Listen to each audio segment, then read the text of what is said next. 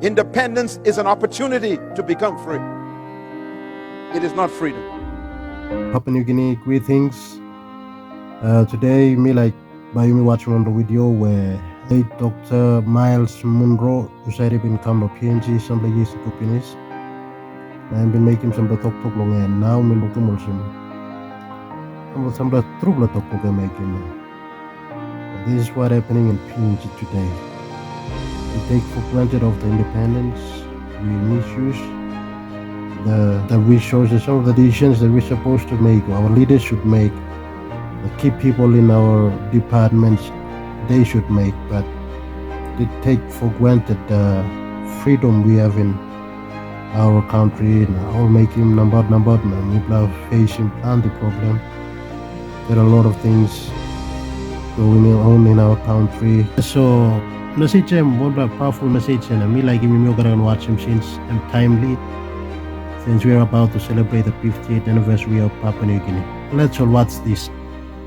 Independence is an opportunity to become free. It is not freedom.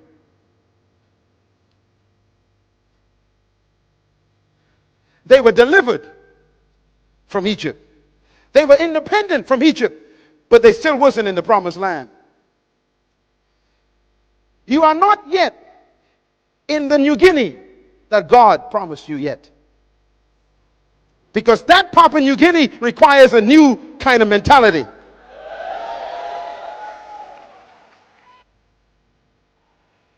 It's too hard to run your own country. It's too difficult to take responsibility for your own future. Take us back to a place where other people ran our lives. We didn't have to think. Take us back where they provided peanut butter and cheese.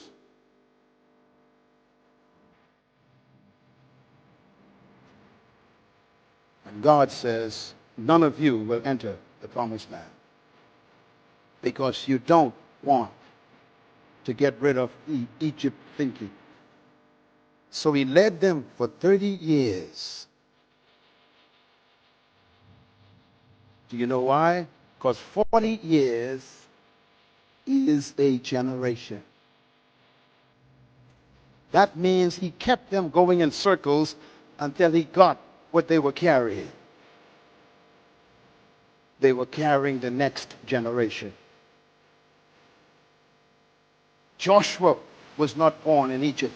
He was born in the wilderness. Caleb was not born in Egypt. He was born in the wilderness. There are some people in this room who cannot make it to the promised land of the new Papua New Guinea. Why? They still want to go back.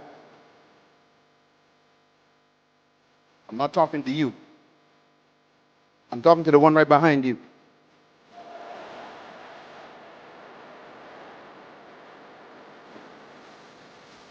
And this is why the young generation is the hope of Papua New Guinea. And I say to the older members of this great country, ask God to change your mind. Ask him to deliver you from the scent of oppression.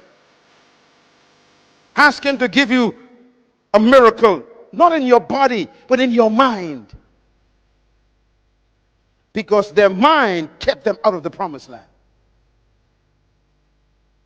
How close are you to the true Papua New Guinea? Can you see it? Sitting in this room are some of the greatest leaders in the world. And I believe that with all my heart. You are an awesome leader, young woman. But you have to unlearn what you've been taught by history. You must be free from the Greek mentality and the Roman ideology. You must be set free from the spirit of colonization.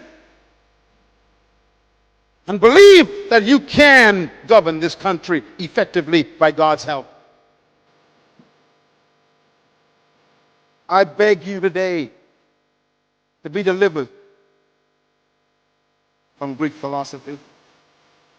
Please go back and invest in those books. Because until you get mentally free, you'll never make it to the new Papua New Guinea. Promised land is a beautiful one.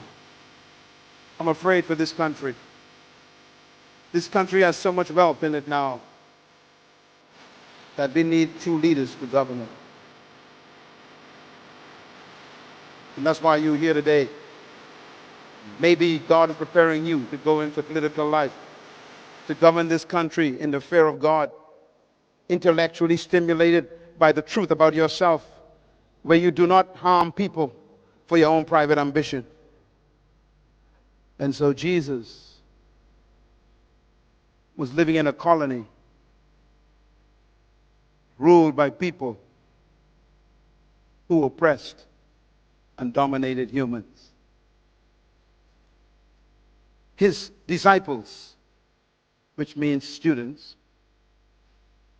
he was trying to change their thinking, just like we're doing today. And one day they were sitting down just like this, and he heard them talking to each other.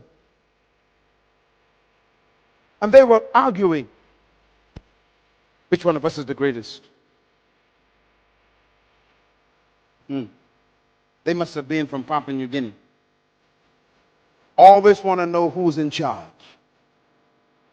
Fighting over positions.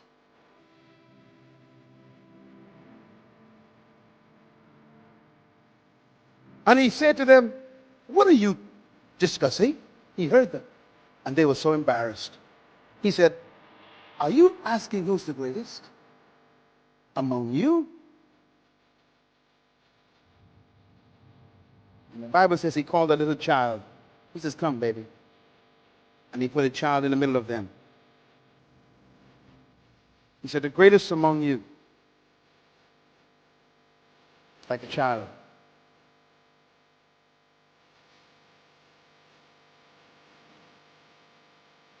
A child never desires power.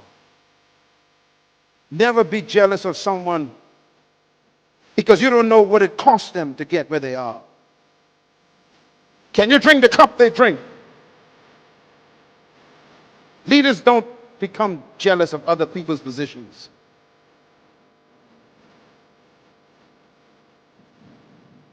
And then he said these words: "To sit on my right and my left is not mine to give.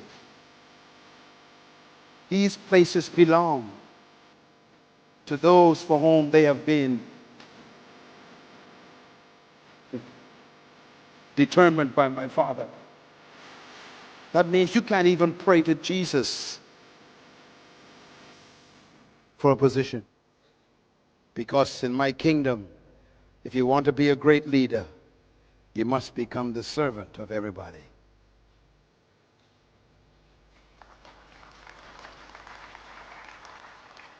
That means true leaders serve their gift to everybody. It doesn't mean to become a subservient. It means to serve yourself to your generation, to give your gift to humanity. I'm doing that right now. This is my gift. My gift is training third world leaders. This is my gift. What is your gift? Because your gift is your area of leadership. That's why great leaders never seek followers. They seek to serve themselves to their generation. He ends the seminar with this statement. He says, "Just like the Son of Man did not come to be served, but to serve himself, a ransom for many." Yes, that's the message now. Me looking at me thinking, man, true. Me blah go out, me blah think, me blah free, me blah making kind, misusing resources, blah blah. We feel the pain of the decisions that we make, our leaders make. So may God help us as we look forward for the celebrations. God can change in thinking by our leaders, by one our man, we try to stop on our key areas, by making decisions, by impacting the country and the society, again. God can change in thinking by making good choice. all decisions you'll be making. God bless. When I'm thinking you got long and you can comment down below. Thank you. God bless.